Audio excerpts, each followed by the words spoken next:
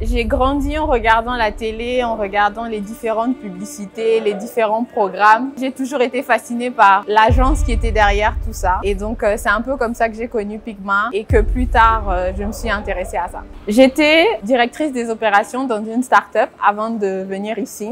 J'ai simplement eu le sentiment à un moment qu'il me fallait changer de carrière, faire un revirement.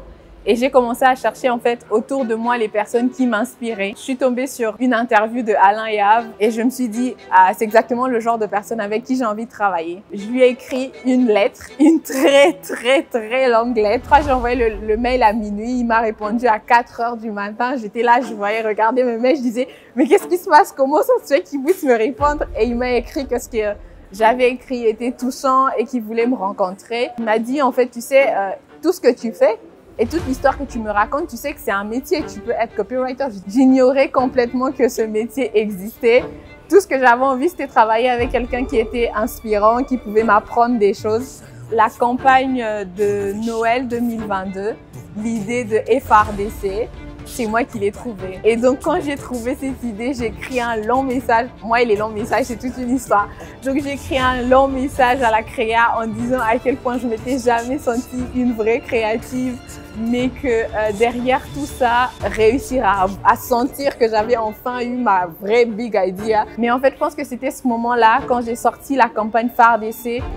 Nous sommes les forces armées de la créativité. Que je l'ai vu prendre vie et tout ce qui s'est passé derrière, c'est là que vraiment que j'ai senti que j'étais créa. Quand on a fait BOB, dans tout le brouhaha, là, j'écrivais les scripts. Puis à un moment, je pense qu'on était avec Alain dans les coulisses. Et puis, je crois que j'ai regardé, j'ai dit, en fait, c'est moi qui est en train de tout gérer.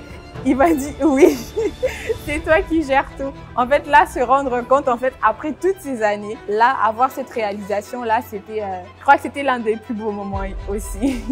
On travaille souvent avec la clientèle, des moments où on te met de la fausse pression. Je déteste la fausse pression. Ça veut dire que tu sais que le job n'est pas très urgent, mais tu me mets la pression pour après sortir le job alors que c'est pas urgent. Ça, je déteste. De voir que certaines personnes de la clientèle sont souvent là en train de mettre la pression, de la fausse pression, en train de dire « Ouais, tu dois livrer ça, ouais, tu dois livrer ça, là, tu dois livrer ça », alors que c'est même pas, le job n'est même pas dû. Comment on est censé faire un travail où le deadline c'est aujourd'hui? On n'est pas des machines, on est des créatifs. Donc, il y a une très grande nuance entre les deux. Moi, c'est Deti et mon histoire marque le temps.